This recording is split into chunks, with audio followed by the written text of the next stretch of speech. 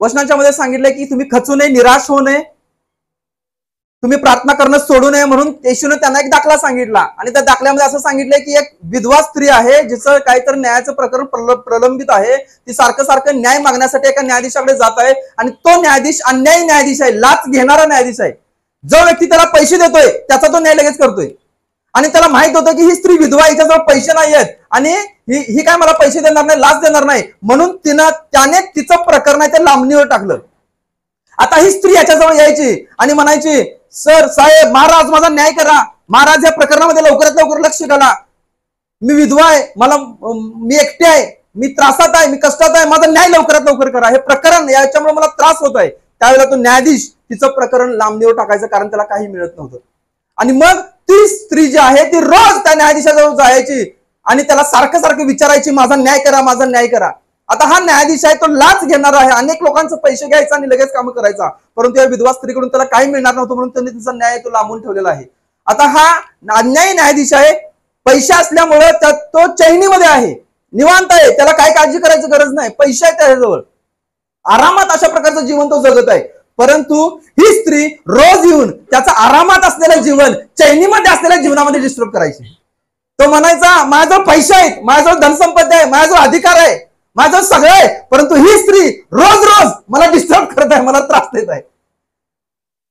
एकदा झालं, दोनदा झालं, तिनं जिद्द सोडली नाही. ती म्हणली नाही, अरे मी कशाला जाऊ, सारखं सारखं माझ्याकडे लक्ष देत नाही, सारखं माझं प्रकरण लांबणीवर टाकलंय म्हणून. परंतु त्या स्त्रीनं जिद्द सोडली नाही. ती स्त्री जात राहिली आणि त्याला विनंती करत राहिली, माझं प्रकरण मिटवा, माझं प्रकरण मिटवा. आणि तो शेवटी असं म्हणत आहे, या स्त्रीने माझा जीव अगदी रंजीत आणून सोडलेला आहे आणि मी पहिल्यांदा हिचं प्रकरण आहे ते मिटवतो, कारण माझं सगळं आहे, अधिकार आहे, माझ्याजवळ पैसे आहेत, मी निवांत आहे, परंतु ह्या स्त्रीने मला डिस्टर्ब केलेलं आहे.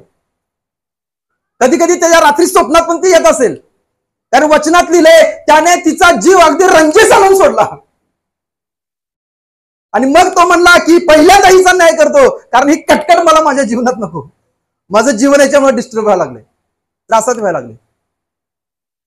आणि येशूने तो दाखला सांगितला. तो अन्याय न्यायाधीश दुरात्मा अंधकाराची शक्ती आहे, तो सैतान आहे, तो लुसिफर आहे, ज्याने त्याच्या अधिकारामध्ये काही गोष्टी आहेत, त्या अधिकाराच्या द्वारे तुमच्या प्रार्थनांची उत्तरे थांबवून ठेवलेली आहेत. या दुरात्म्यांच्या जगतामध्ये, आकाशाच्या जगतामध्ये तो अन्याय आहे, तो त्रास करणार आहे, तो लोकांना पिडणार आहे, तो लुसिफर. त्याने तुमच्या प्रार्थनांची उत्तरे त्या दुरात्म्यांच्या जगतामध्ये अडवून ठेवलेले आहेत. त्याने काही दुरात्म्यांना आज्ञा केलेली आहे की ह्या स्त्रीची प्रार्थना, या पुरुषाची प्रार्थना तू थांबव, तू अडव. कारण जो लुसिफर आहे, जो दुरात्मा आहे, जे अंधकाराची शक्ती आहे, त्याने तुमचे आशीर्वाद आहेत ते अडवलेले आहेत. वचनाच्या मध्ये सांगितलंय, मार्क सुवर्तमान 11 ते 24 वचनाच्या मध्ये, तुम्ही प्रार्थनेमध्ये जे काही मागाल ते मिळालेच आहे असं समजा,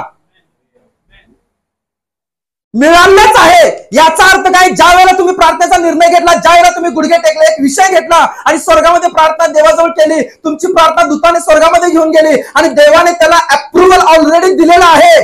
देव म्हणलेला आहे की याची प्रार्थना मी ऐकलेली आहे. परंतु जेव्हा ते प्रार्थनेचं उत्तर आकाशातील दुरात्म्यांच्या त्या आत्मिक जगतातून येत असताना, त्या दुरात्म्यांना भेदून येत असतं, त्यावेळेला त्या दुरात्म्याने तुमच्या प्रार्थनेचं उत्तर थांबवलेलं आहे. आणि म्हणून ज्या वेळेला तुम्ही प्रार्थना करताय जिवंत देवाच्या जवळ, प्रत्येक प्रार्थनेचा तुमचा शब्द ज्या दुरात्म्याने तुमच्या प्रार्थनेचं उत्तर अडवलेलं आहे, त्या दुरात्म्याला रंजीत आणत आहे, त्या दुरात्म्यावरती हल्ला करत आहे, त्या दुरात्म्याला त्रास देत आहे. त्या दुरात्म्यानं ते उत्तर पकडलेलं आहे आणि तुम्ही त्याच्यावरती हल्ला करत आहे. तो म्हणतो मी सोडणार नाही, आणि तुम्ही मात्र प्रार्थनांच्या मध्ये सारखं सारखं मागत आहे. तो दुरात्माची शक्ती कमी होत आहे. तो दुरात्मा म्हणत आहे सोडणार नाही, मी सोडणार नाही, त्याला पकडून ठेवलेला आहे. पण जेव्हा तुम्ही सातत्याने, जिद्दीने, एकाग्रतेने जिवंत देवाच्या वचनावर विश्वास ठेवून प्रार्थना करत राहताय, तो दुरात्माला त्या प्रार्थनेचं उत्तर सोडायलाच पाहिजे. कारण वचनाच्या मध्ये दिलेलं आहे, येशू म्हणत आहे, मागा म्हणजे मिळेल, शोधा म्हणजे सापडेल, टोका म्हणजे तुमच्यासाठी उघडलं जाईल. त्या दुरात्म्यावर परमेश्वराने तुम्हाला अधिकार दिलेला आहे. जेव्हा तुम्ही जिद्द न सोडता, एकाग्रतेने, एक चित्ताने, सातत्याने त्या गोष्टीसाठी प्रार्थना करत राहताय, ते बंधन तुटणारच आहे. कारण परमेश्वराने, येशूने त्याच्या रक्ताच्या द्वारे त्या बंधनावर तुम्हाला विजय दिलेला आहे. तुम्हाला गुडघे टेकायचे आहेत, सातत्याने जिद्द न सोडता, निराश न होता, खचून न जाता त्या गोष्टीसाठी प्रार्थना करायची आहे. आणि म्हणून इब्री लोकांस पत्र्याचा 11 ते 6 वचनामध्ये देवाचं वचन सांगत आहे, विश्वासाच्या शिवाय देवाला प्रसन्न करणं अशक्य आहे. जो देवाजवळ जातो त्याने विश्वास ठेवला पाहिजे की तो आहे, आणि जे त्याचा शोध झटून घेतात त्यांना तो प्रतिफळ देणार आहे. ज्या ज्या वेळेला तुम्ही प्रार्थनेत बसताय त्या प्रत्येक वेळेला तुम्ही असा विश्वास ठेवला पाहिजे की माझ्या प्रार्थनेचं उत्तर देणारा जिवंत आहे आणि तो माझ्या प्रार्थनेचं उत्तर देणार आहे. जे त्याच्यावर विश्वास ठेवतात, झटून शोध घेतात, त्यांना तो प्रतिफळ देणार आहे. झटून शोध, झटून शोध. अंतःकरणातून, हृदयातून, एक चित्ताने, जिद्दीने. जखऱ्याने अलीशिबाचं उदाहरण मी तुम्हाला यासाठी दिलं का, कारण त्यांनी जिद्द, प्रार्थनेतला फोकस आहे, एकाग्रता, इंटेन्सिटी आहे ती सोडली नाही. आज परमेश्वर त्याच्या वचनातून तुम्हाला सांगत आहे, तुमच्या प्रार्थनेतील जे लक्ष केंद्रितपण आहे, फोकस आहे, ते हरवू नका. निराशेची परिस्थिती आहे तरी देखील त्या निराशेच्या परिस्थितीमध्ये त्याच एकाग्रतेने, त्याच जिद्दीने तुम्ही प्रार्थना करत राहा. तुमच्या डोळ्यासमोर तुम्हाला काही घडताना दिसत नाही तरी देखील काही घडत नसलेल्या परिस्थितीमध्ये तुम्ही त्याच जिद्दीने, त्याच एकाग्रतेने परमेश्वराच्या जवळ प्रार्थना करा की आपल्या प्रार्थनांचं उत्तर देणारा देव जिवंत आहे आणि तो तुमच्या प्रार्थनेचं उत्तर देणारच देणार. म्हणून मत्ते 7:7 मध्ये देवाचं वचन सांगताय, मागा म्हणजे मिळेल, शोधा म्हणजे सापडेल, ठोका म्हणजे तुमच्यासाठी उघडलं जाईल. तुमच्यापैकी असा कोणी पिता आहे का जो आपल्या मुलाने अंड मागितलं असं त्याला साप देईल? तुमच्यापैकी असा कोण पिता आहे का ज्याने भाकर मागितली असं दगड देईल? जर वाईट बाप असताना देखील तो चांगल्या गोष्टी आपल्या मुलांना देतोय तर तुमचा स्वर्गीय पिता जो मी आहे तो तुम्हाला किती अधिकपणे देणार. जर तुम्ही काहीतरी मागत आहे तर मी तुम्हाला अडवणार आहे का? मी तुम्हाला देणार नाही का? मी तुम्हाला देणारच आहे, मी तुम्हाला दिलेलंच आहे. फक्त ज्या दुरात्मा तुमच्या आणि माझ्या मध्ये येत आहे त्या दुरात्म्याला हरवण्याचं सामर्थ्य तुम्हाला प्राप्त व्हावं म्हणून तुम्हाला एकाग्रतेने, जिद्दीने माझ्या उपस्थितीमध्ये बसण्याची गरज आहे. आज देवाची इच्छा आहे की तुम्ही एकाग्रतेने, जिद्दीने, काही घडत नसलेल्या प्रसंगी तुम्ही त्याच एकाग्रतेने, त्याच जिद्दीने तुम्ही प्रार्थना करत राहा. विश्वासाच्या शिवाय देवाला प्रसन्न करता येत नाही, लक्षात घ्या. विश्वास ठेवा की देव तुमच्या प्रार्थनेचं उत्तर देणार आहे. देवाच्या वचनांच्या मध्ये तुमच्यासाठी होय आहे, आमेन आहे. पवित्र आत्म्याच्या द्वारे तुम्ही जे काही परमेश्वराच्या जवळ तुमच्या भल्यासाठी, तुमच्या चांगल्यासाठी, तुमच्या मुलांसाठी, तुमच्या कुटुंबासाठी, तुमच्या भविष्यासाठी मागत आहे ते परमेश्वर देण्यासाठी बांधलेलं आहे. कारण देवाने तसं वचन आपल्याला पवित्र शास्त्रामध्ये दिलेलं आहे.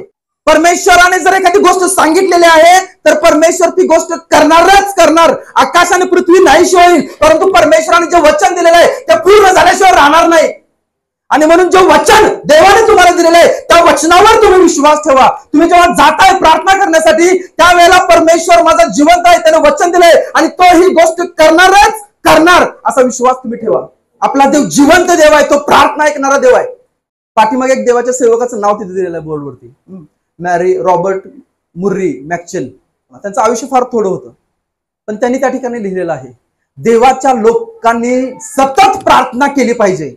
कारण देव तुमच्या प्रार्थना ऐकतोय, देव तुमच्या प्रार्थना ऐकतोय.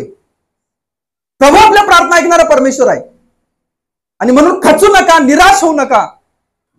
देवाची इच्छा आहे की तुम्ही एकाग्रता, तुमच्या प्रार्थनेतील इंटेन्सिटी जी आहे, जिद्द जी आहे ती हरवू नका. देवाच्या वचनावरती विश्वास ठेवा, प्रभूच्या वचनांच्या वरती विश्वास ठेवा. देवाने जे वचन दिलेलं आहे ते पूर्ण करणारा परमेश्वर आहे.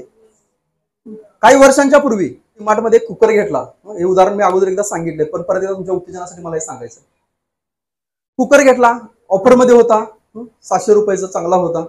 कुकर घेतला, कंपनीचा ब्रँड आहे, त्याला वॉरंटी होती 1 वर्षाची. वॉरंटीवरती कार्ड त्याने लिहून दिलं. घरी आलो, 8 दिवसानंतर तो खराब झाला. कार्ड वॉरंटी कार्ड होतं, वॉरंटी कार्डवरती एक नंबर होता, त्याला मी फोन लावला, कुकर खराब झालाय.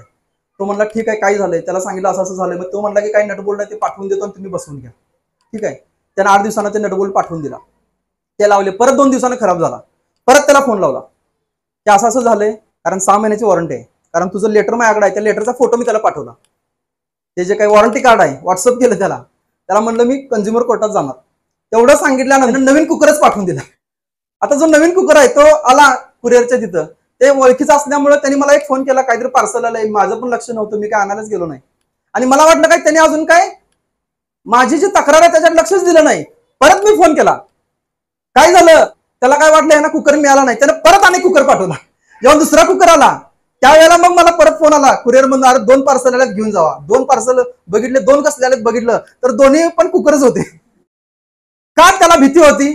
का? कारण माझ्याजवळ वॉरंटीचं कार्ड होतं, त्यानं लिखित दिलेलं आहे की कुकरला काय खराब झालं तर आम्ही त्याला जबाबदार आहोत, आमची गॅरंटी, आमची वॉरंटी आहे. जगातील एखादी कंपनी आहे, त्यांचं ब्रँड आहे, ते खराब होऊ नये म्हणून त्यांनी दिलेल्या वॉरंटीची एवढी काळजी घेतोय, तर विचार करा, आपला जिवंत देव आहे, त्याने तुम्हाला वचनांची गॅरंटी दिलेली आहे. मी तुला कधी टाकणार नाही, मी तुला कधी सोडणार नाही. मी तुझी प्रार्थना ऐकल्याशिवाय, मी प्रार्थनेचं उत्तर दिल्याशिवाय मला झोप लागणार नाही. जगातील लोक आपलं ब्रँड आहे ते खराब होऊ नये याची काळजी घेतात. विचार करा. मग तो आपला स्वर्गीय देवाचं वचन आहे, तो करणार नाही का? जेव्हा तुम्ही त्याचं वचन घेऊन त्याच्यासमोर जाताय त्यावेळेला परमेश्वर त्या वचनाप्रमाणे त्याच गोष्टी करण्यासाठी बांधलेला आहे. कारण येशूने म्हणलेलं आहे, जे काही तुम्ही माझ्या नावाने पित्याजवळ मागाल ते पिता तुम्हाला देईल. आणि म्हणून तुम्ही ज्या प्रार्थना करताय त्या व्यर्थ नाहीये. देवाचं वचन सांगतं की नीतिमानांच्या प्रार्थनेकडे माझे कान लागलेले आहेत. जेव्हा जेव्हा नीतिमान दावा करतोय परमेश्वर कान देऊन त्याचा दावा ऐकतोय. परंतु परमेश्वराची इच्छा आहे की जे आकाशातील दुरात्म्यांचं मंडळ आहे, जे क्षेत्र आहे, त्याला तुम्ही उद्ध्वस्त करावं. तुम्हाला फक्त तुमच्या प्रार्थनेचं उत्तर देवाला द्यायचं नाही, परंतु जे तुमच्या आणि अनेकांच्या प्रार्थनेचं उत्तर अडवणारे जे दुरात्मे आहेत त्यांच्यावर तुम्हाला अधिकार द्यायचा देवाची इच्छा आहे. त्याला तुम्ही रंजीत आणायला पाहिजे, त्याच्यावर तुम्ही हल्ला करायला पाहिजे. ज्या ज्या वेळेला तुम्ही देवाचं वचन घेऊन प्रार्थना करताय त्या वेळेला स्वर्गातून एक बल येतं, स्वर्गातून एक शक्ती येते आणि त्या दुरात्म्यांच्यावरती हल्ला करते ज्यांनी तुमची प्रार्थना अडवलेली आहे. म्हणून दानिएल प्रार्थना करत असताना त्याची प्रार्थना अडवली, परंतु प्रत्येक वेळेला तो दुरात्मा त्या प्रार्थनेचं उत्तर अडवून ठेवलेला. म्हणून देवाने आज्ञा देऊन मिकाएलाला दानिएलाच्या मदतीसाठी, गॅब्रिएलाच्या मदतीसाठी पाठवलं. प्रार्थनेची जिद्द सोडू नका, कारण तुमच्या प्रार्थना ऐकणारा जिवंत देव आहे. तुम्ही ज्या ज्या प्रार्थना आता करत आहात, केलेल्या आहेत, त्यातली कुठली पण प्रार्थना परमेश्वर व्यर्थ जाऊ देणार नाही. त्या प्रत्येक प्रार्थनेचं उत्तर एका मोठ्या साक्षीच्या रूपाने तुमच्या डोळ्यासमोर तुम्ही पाहणार आहात. कारण आपला परमेश्वर गौरवी परमेश्वर आहे, सामर्थ्यशाली परमेश्वर आहे. त्या देवावर आपण विश्वास ठेवतो. हालेलुया. तो तुमच्यावर खूप प्रेम करतो, त्याचं मन, त्याचं हृदय तुमच्यावरती आहे, त्याचं लक्ष तुमच्यावरती आहे. आणि म्हणून निराश होऊ नका. ती निराशा तुमच्या प्रार्थनेचं उत्तर देणार नाही. लोकांच्याकडे लक्ष देऊ नका, लोक तुमच्या प्रार्थनेचं उत्तर देणार नाहीत. परिस्थिती तुमच्या प्रार्थनेचं उत्तर देणार नाही, परिस्थितीकडे लक्ष देऊ नका. देवाच्या वचनामध्ये काय सांगितलंय त्याकडे तुम्ही लक्ष द्या.